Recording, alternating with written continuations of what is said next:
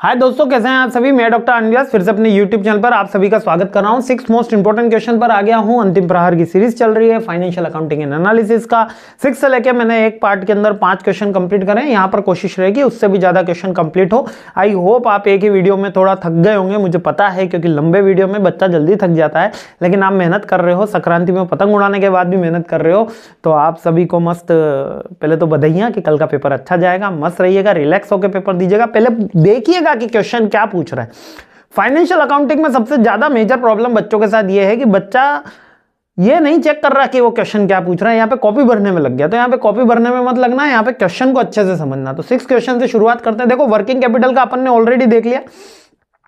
Working capital के types दो तरीके के, ग्रॉस वर्किंग कैपिटल और net working capital. Gross working capital के अंदर क्या है कंपनी में, it includes cash, account receivable, inventory and other short term. इतना ही याद रखना है अपन को।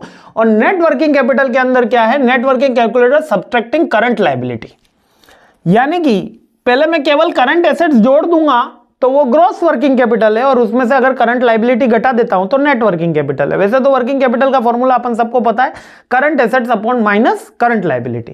इतना ही अपन को याद रखना है। अब वर्किंग कैपिटल को कौन कौन से फैक्टर डिटरमाइन कर सकते हैं या अफेक्ट कर सकते हैं, ये ऑलरेडी मैं बता चुका हूं, लेकिन फिर से क्वेश्चन आया इसलिए मैं बता देता हूं। देखो, बिजनेस का नेचर बता देगा, सेल्स का वॉल्यूम बता देगा, ऑपरेटिंग साइकिल। ऑपरेटिंग साइकिल का मतलब है कि अकाउंट्स रिसेबल और अकाउंट्स पेबल की जो साइकिल होती है कि कितने दिन में पैसा आ रहा है, कितने दिन में पैसा जा रहा है।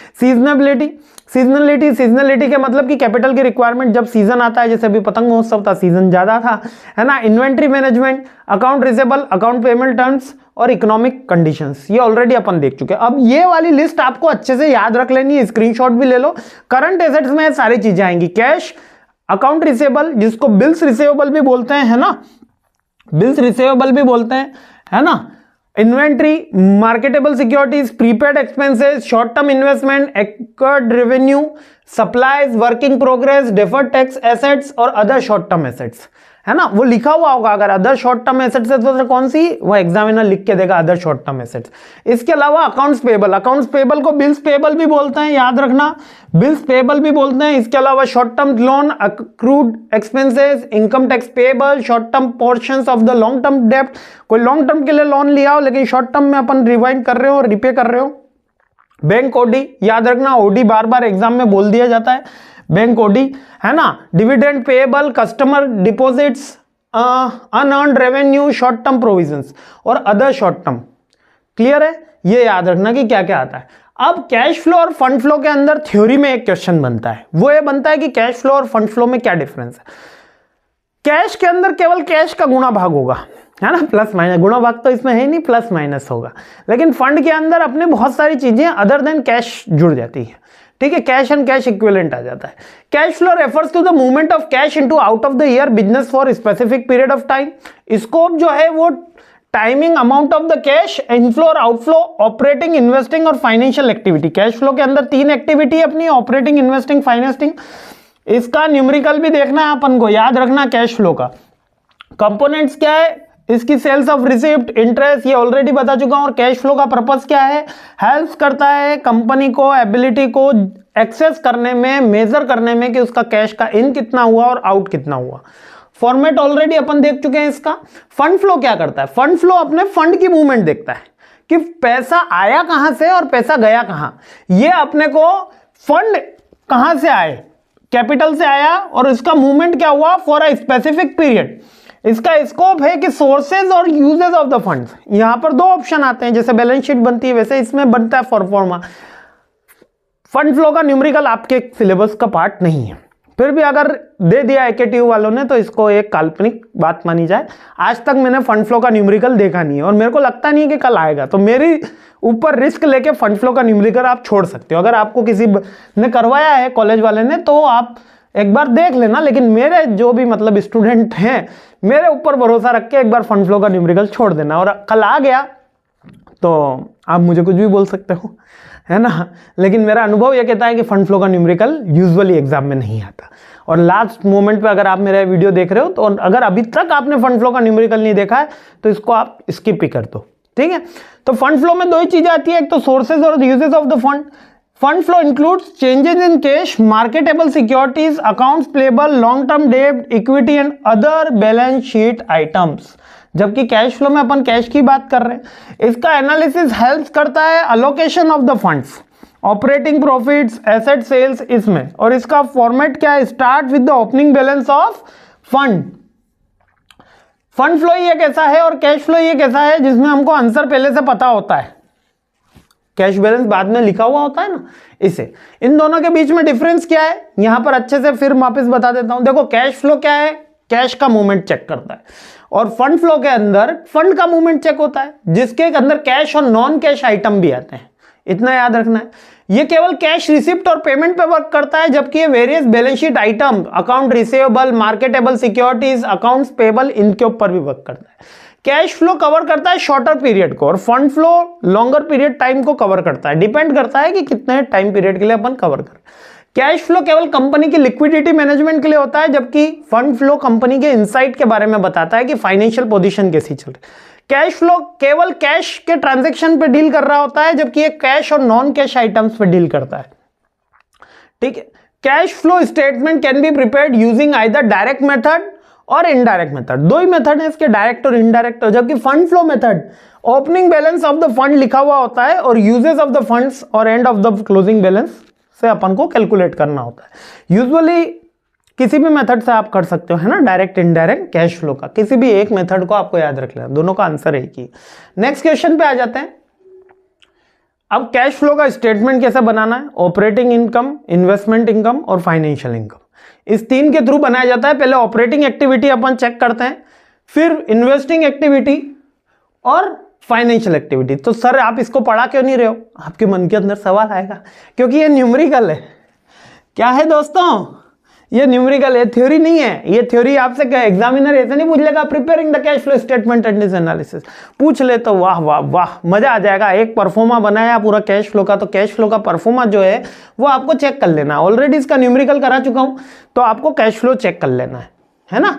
तो कैश फ्लो का एक परफॉर्मा अपन को याद करके जाना। अगर इमेजिनरी डेटा से अगर आ गया तो बहुत बढ़िया, वैसे आता नहीं है इमेजिनरी, इतना भी सिंपल नहीं देगा एमबीए के लेवल पे, लेकिन आपको चेक कर लेना है। अब नेक्स्ट है 9th question. Next 9th question क्या कह रहा है, अकाउंटिंग क्या होती है, अकाउंटिंग का यूजर कौन होता है, उसके बारे में बताइए। मतलब एक और थ्योरी का क्वेश्चन है, ठीक है। अकाउंटिंग एक प्रोसेस होती है जिसमें अपन किसी भी ट्रांजैक्शन को रिकॉर्ड करते हैं, समराइज करते हैं, एनालिसिस करते हैं और रिपोर्ट करते हैं। किसी भी ट्रांजैक्शन यानी कि कौन से ट्रांजैक्शन, फाइनेंशियल ट्रांजैक्शन, किसी भी फाइनेंशियल ट्रांजैक्शन को रिकॉर्ड करते हैं, रिपोर्ट करते हैं, एनालाइज करते हैं, समराइज करते हैं, ऊपर नीचे आप कर सकते हो, है ना। रिकॉर्ड, रिपोर्ट, एनालाइज और summarise of the financial transaction into the information of the organisation. Accounting के अंदर रिकॉर्डिंग होगी ट्रांजैक्शन की, समराइज करा जाएगा ट्रेडिंग P&L बैलेंस शीट बना के, और उसका एनालिसिस किया जाएगा रेशियो एनालिसिस के थ्रू, और रिपोर्टिंग करी जाएगी, है ना, बैलेंस शीट के थ्रू। इसका यूजर कौन है, अकाउंटिंग का यूज किसको है, जो इन्वेस्टर है, जो मैनेजमेंट के होल्डर्स हैं, जो इन्वेस्टर्स हैं, जो क्रेडिटर्स हैं, जो हमको माल उधार पे माल बेच रहे हैं वो, ठीक है। इसके अलावा रेगुलेटरी अथॉरिटीज, गवर्नमेंट को हमारे बैलेंस शीट चेक करनी है, हमारे employees, labour unions, customers, suppliers, ये सभी क्या हैं, हमारे अकाउंटिंग के यूजर्स हैं। क्लियर हो गया। अगले क्वेश्चन देखो, मैं बहुत फास्ट चल रहा हूं आज क्योंकि समय बहुत कम है, और ये पेपर मुझे लग रहा है कि आप बच्चों को ज्यादा तकलीफ आ रही थी, इसलिए मैंने एक साथ सारे वीडियो डाले।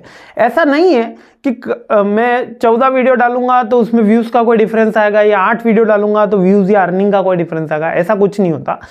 मेरी हमेशा से साइकोलॉजी इसके पीछे ये रही है कि एक स्टूडेंट का मैक्सिमम जो टाइमिंग है ऑफ द अटेंशन है। अभी ये 10 क्वेश्चन से पहले एक लाइन सुन लेना, क्योंकि बहुत से बच्चे बोलेंगे सर सारे वीडियो आप ऐसे ही देना। तो एक बच्चे का जो लास्ट, जो मतलब मेरी तरह कमजोर विद्यार्थी है, उसके लिए अटेंशन जो टाइम है वो 5 to 10 मिनट्स ही होता है ऑन द स्क्रीन टाइम।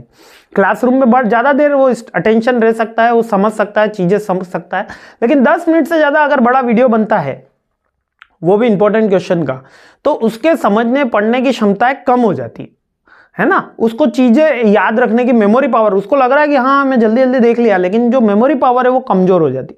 और मैं चाहता हूं कि जो 14 क्वेश्चन तक मेरे साथ जा रहा है स्टूडेंट, थोड़ी मेहनत कर रहा है, उसको पूरा रिवॉर्ड मिले, इसलिए 2-2, 4-4 मिनट के वीडियो डाले जाते हैं। इसमें व्यूज वगैरह का ऐसा कुछ भी नहीं है, ऐसा लगता है तो वो मिथ है, है ना, कि कम डालूंगा या ज़्यादा। आप सबका आशीर्वाद इतना है, आप सबका प्यार इतना है हमारे चैनल पे, आप टेलीग्राम पे हमको इतना प्यार करते हो, आप बुक्स खरीदने पे इतना प्यार करते हो कि हमारा चैनल अच्छे से ग्रोथ कर रहा है। और आप सब से मुझे केवल यही चाहिए कि आप मार्क्स अच्छे लाओ, है ना। मैं थोड़ा सा नॉलेज आपको दे रहा हूँ, आप काफ़ी मेहनत कर रहे हो, 10 क्वेश्चन तक मेरे साथ हो, कल का पेपर बहुत अच्छा जाएगा।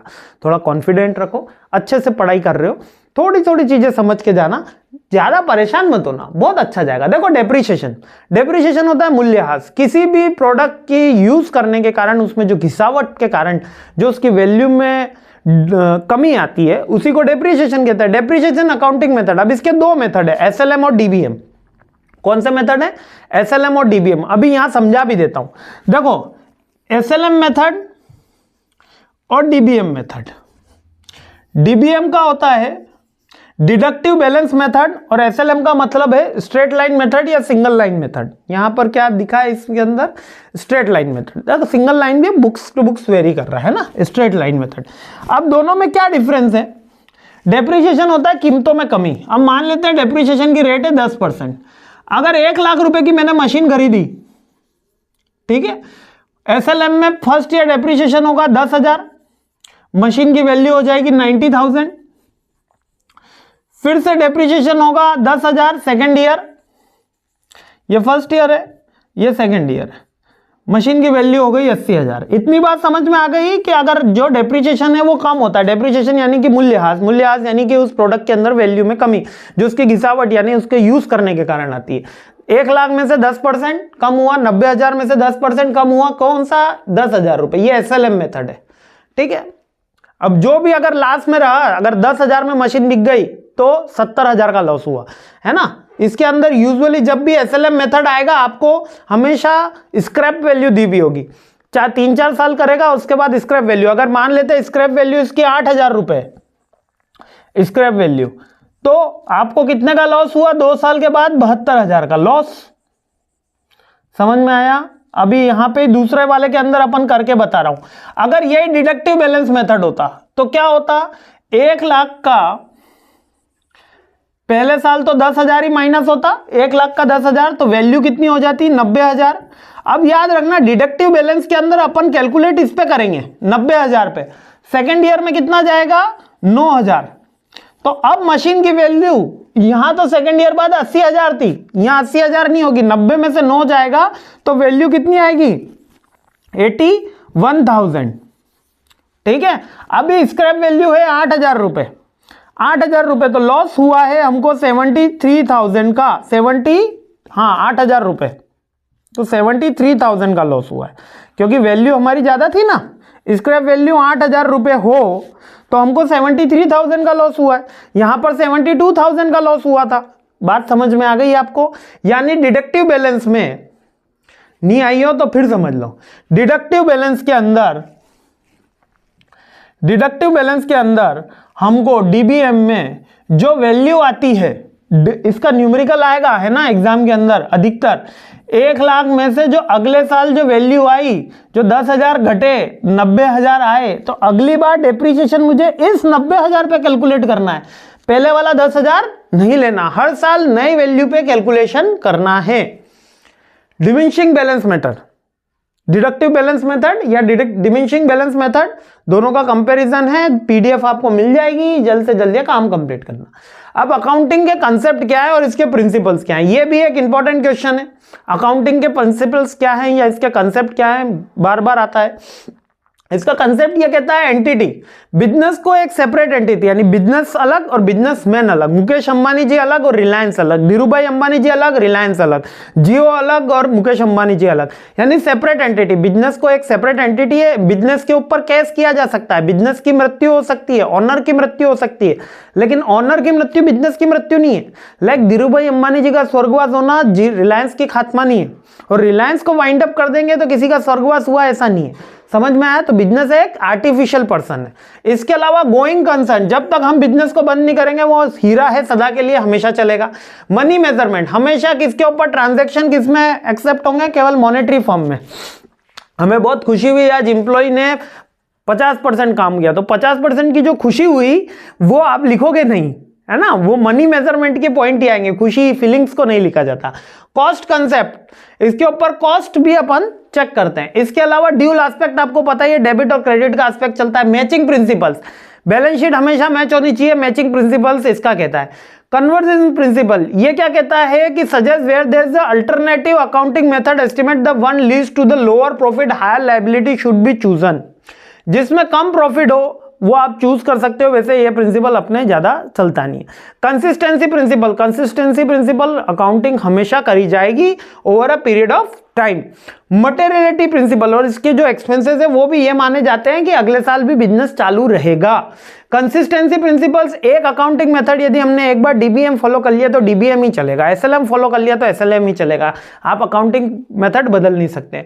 मटेरियलिटी कॉन्सेप्ट, मटेरियलिटी कॉन्सेप्ट एक अच्छा कॉन्सेप्ट है, ये कहता है कि जो मटेरियल थिंग्स है उन्हीं को लिखा जाए। मटेरियल यानी कि ठोस, इंपॉर्टेंट, जैसे कि 5 पैसे का किसी कंपनी ने एक्सपेंसेस किया, टाटा ने पूरे अकाउंटिंग पीरियड, तो 5 पैसे को आप राउंड ऑफ कर सकते हो। ये मटेरियलिटी, जो राउंड ऑफ का कंसेप्ट है वो मटेरियलिटी कंसेप्ट के कारण है। ऑब्जेक्टिविटी, ऑब्जेक्टिविटी क्या है, अकाउंटिंग ट्रांजैक्शन फाइनेंशियल स्टेटमेंट के थ्रू बेस्ड हो, जिससे हमको प्रॉफिट और इसके बदले में अपने पास एविडेंस होना चाहिए, है ना, बिल वगैरह कोई भी चीज हो वो बिल वगैरह से हो। तो ये प्रिंसिपल्स अपन को याद रखने। अब अकाउंटिंग स्टैंडर्ड्स एंड आईएफआरएस, ये अपन को याद रखना है। आईएफआरएस क्या है, इंटरनेशनल फाइनेंशियल रिपोर्टिंग स्टैंडर्ड्स है, ठीक है। और अकाउंटिंग स्टैंडर्ड्स गाइडलाइन होती है बेसिकली, जिससे अपन अकाउंटिंग करते हैं, जिससे डेबिट, जो मैंने आपको बताया, इनकम बढ़ेगी तो अपन को क्या करना है, सीआर करना है, एक्सपेंसेस बढ़ेंगे तो क्या करना है, डीआर करना है। बैलेंस शीट में अपन को एसेट्स यहाँ लिखनी है, लायबिलिटी यहाँ लिखनी है। एसेट्स में बिल्डिंग प्लांट मशीनरी आएगी, लायबिलिटी में कैपिटल आ रही है सबसे पहले, फिर आपके लोन्स आ रहे हैं, short term long terms, debentures आ रहे हैं, प्रेफरेंस शेयर्स ऊपर आ रहे हैं। ये सारी चीजें कौन बता रहा है, अपन को अकाउंटिंग प्रिंसिपल्स बता रहे हैं। यूजुअली अपने इंडिया के अंदर गैप चलता है, जनरली एक्सेप्टेड अकाउंटिंग प्रिंसिपल्स, है ना, फिर भी आप different firms different accounting principles follow कर रही है, लेकिन गैप अपने यहां पर चलता है, generally accepted accounting principles. IFRS international के लिए चलता है, इंटरनेशनल अकाउंटिंग प्रिंसिपल्स यही है, दोनों इंडिपेंडेंट होते हैं, दोनों ट्रांसपेरेंट है, दोनों आईएफआरएस इंटरनेशनल संस्थाओं द्वारा अपोर्ट किए जाते हैं, अपने यहाँ इंडियन संस्थाओं के द्वारा। आईएफआरएस क्या है, प्रिंसिपल बेस्ड अप्रोच है, फेयर वैल्यू मैनेजमेंट करती है, डिस्क्लोजर रिक्वायरमेंट रहता है इसके अंदर, ग्लोबल हार्मोनाइज, यानी यहां जो हो रहा है, जैसे कि मैंने अभी 31 दिसंबर में अमेरिका का रिटर्न भरा। क्यों भरा, क्योंकि मेरी कुछ वहां बुक्स भरती थी और वहां पर कैलेंडर ईयर और फाइनेंशियल ईयर सेम है। अपने यहाँ फाइनेंशियल ईयर 31 मार्च है, वहां पर फाइनेंशियल ईयर 31 दिसंबर है, वहां का अभी रिटर्न हमारा दिसंबर में भराता है। तो ये ग्लोबल हार्मोनाइज्ड है, बात समझ में आया, तो वो आईएफआरएस के थ्रू भराता है, ठीक है। वैसे ज्यादा कोई डिफरेंस नहीं है, पर इसमें अपने बुकिश डिफरेंस है। अब नेक्स्ट इंपॉर्टेंट क्वेश्चन 13 और 14 दो ही बचे। अगर आप यहां तक मेरे साथ हैं तो यकीन मानिए बहुत अच्छा पेपर कल का जाने वाला है। Human resource accounting, human resource accounting एक अकाउंटिंग की ब्रांच है जो ह्यूमन रिसोर्स को ऑर्गेनाइजेशन में, कि हमने किसी इंप्लॉय को रखा तो उसने कितना रिटर्न दिया, रिटर्न ऑन इन्वेस्टमेंट, ऐसे ही हम उसको कैलकुलेट कर रहे हैं। ये concept of human resource accounting quantify the cost and the value of the employee, है ना, उसकी कॉस्ट क्या है और उसकी वैल्यू क्या है, जिससे हम ये चेक कर सकते हैं कि हमको उसको इंक्रीमेंट देना है, कितना परफॉर्मेंस अप्रेजल देना है, वो चेक कर सकते हैं। एज मशीन, एज उसको हमको एज अ मशीन ही ट्रीट कर रहे हैं। ये इथिकली गलत है, लेकिन ये अभी ऑब्जेक्टिवली काफी सही रहता है। एसेट्स की वैल्यूएशन होती है, स्ट्रेटेजिक डिसीजन मेकिंग में हेल्प देता है, परफॉर्मेंस का एवल्यूशन में हेल्प देता है, इन्वेस्टमेंट की हमको एक बड़े कॉलेज के थ्रू, बड़ी यूनिवर्सिटी के थ्रू, आईआईएम्स आईआईटीज के थ्रू एक बच्चा ले रहे हैं तो उसका इन्वेस्टमेंट तो हमने इतना करा, इसका पैकेज इतना दे रहे हैं, क्या कंपनी में इतना वैल्यू एडिशन कर रहा है, तो इन्वेस्टमेंट का एनालिसिस होता है, रिपोर्टिंग में अपन को हेल्प देती है, ठीक है। अब इसकी हेल्प क्या है, एक तो रिकॉग्निशन अपन को पता चलेगा ह्यूमन कैपिटल का, अलोकेशन में हेल्प होगी, परफॉर्मेंस मैनेजमेंट में हेल्प होगी और इन्वेस्टर को कॉन्फिडेंस मिलेगा, ठीक है, क्योंकि एचआरए कंपलसरी नहीं है लॉ के थ्रू, ठीक है, ऑप्शनल है, ठीक है। लिमिटेशन क्या है, सब्जेक्टिविटी, अब हर ह्यूमन अलग अलग रहता है इसलिए सब्जेक्टिव है, कॉम्प्लेक्स रहता है, ह्यूमन की अकाउंटिंग करना एक्चुअल में तो टीडियस टास्क है, एचआर का पॉइंट ऑफ व्यू है और यहाँ पर अकाउंट्स वाले कर रहे होते हैं, और मेजरमेंट का इशू रहता ही है, ये पॉइंट है ही मेजरमेंट का, ठीक है। कॉस्ट की कंसिडरेशन डिफरेंट होती है और रेगुलेटरी कंप्लायंसेस में ऑप्शनल करा हुआ है, ठीक है। अब लास्ट फॉरेंसिक अकाउंटिंग। अब फॉरेंसिक अकाउंटिंग बड़ा इंपॉर्टेंट क्वेश्चन है, पार्ट बी में बार बार पूछा गया, लास्ट क्वेश्चन है लेकिन अच्छे से समझ लो। फॉरेंसिक अकाउंटिंग, अकाउंटिंग की एक ब्रांच होती है जो examine, analysis financial records, transaction to the uncover evidence suitable to use in the legal proceeding. ये वो अकाउंटिंग एनालिसिस होता है जिसके अंदर एक अभी आर माधवन की पिक्चर आई थी, मैं पिक्चर का नाम भूल गया, जिसके अंदर वो बैंक्स के स्टेटमेंट बता रहा होता है कि हमसे सबसे 1-1 रुपया 2-2 रुपया ये बैंक काट रही है, और नील नितिन मुकेश उसमें विलन के रोल में है ना। अभी आप मेरे को पिक्चर का नाम बताना, पैसा गुलिया ऐसा कुछ नाम है उस पिक्चर का, बड़ी इंटरेस्टिंग पिक्चर है, वो फॉरेंसिक अकाउंटिंग के ऊपर ही बेस्ड है। वो अकाउंटेंट वो चेक करके बताता है, अनकवर एविडेंस चेक करता है, जिससे पता चलता है कि ये जो ट्रांजेक्शन हो रहा है इसके बियॉन्ड क्या सीन चल रहा है। तो फॉरेंसिक अकाउंटिंग बेसिकली ऑडिटिंग के लिए, इन्वेस्टिगेशन स्किल्स को एनहांस करने के लिए होती है कि कोई मिसकंडक्ट हुआ है या नहीं हुआ है और उसका यूज क्या है। पहली बात, फॉरेंसिक अकाउंटिंग कब की जाएगी? जब हमको फ्रॉड डिटेक्ट करना हो, जब हमको ऑडिट करनी हो, जब लीगल एक्शन लेना हो, जब रिस्क मैनेजमेंट करना हो, और कंप्लायंस एंड रेगुलेशन के थ्रू, है ना। और कौन सी यूज करी जाती है फॉरेंसिक अकाउंटिंग में, कौन सी टेक्निक्स यूज करी जाएगी? डेटा एनालिसिस करा जाता है, इंटरव्यूज करे जाएंगे, डॉक्यूमेंट को एग्जामिन किया जाएगा, फाइनेंशियल मॉडलिंग होगी, और एसेट्स को ट्रेस किया जाएगा कि अभी इन्होंने इस पैसे का इस्तेमाल कहां कहां किया। नेशनल हेराल्ड केस के अंदर भी फॉरेंसिक अकाउंटिंग करी गई है ना। अब एप्लीकेशन कहां होगी? कॉर्पोरेट के अंदर होगी, गवर्नमेंट के अंदर होगी, बैंकरप्सी के अंदर होगी, इंश्योरेंस के अंदर होगी, एंटी मनी लॉन्ड्रिंग के अंदर होगी, डाइवोर्स और डिस्प्यूट हो गया वहां पे होगी। बेसिकली जहां पे भी लीगल एक्शंस हो रहे हैं वहां पर इस फॉरेंसिक अकाउंटिंग का यूज होता है। बड़ा इंपॉर्टेंट क्वेश्चन है, पार्ट बी के अंदर बहुत ज्यादा चांसेस है। तो कल के पेपर के लिए बेस्ट ऑफ लक, बहुत अच्छा पेपर जाएगा, बहुत बारी शुभेच्छा मेरी और मेरी पूरी टीम की तरफ से, बहुत अच्छा पेपर जाएगा। मस्त रहिए, खुश रहिए, मुस्कुराते रहिए। जय हिंद।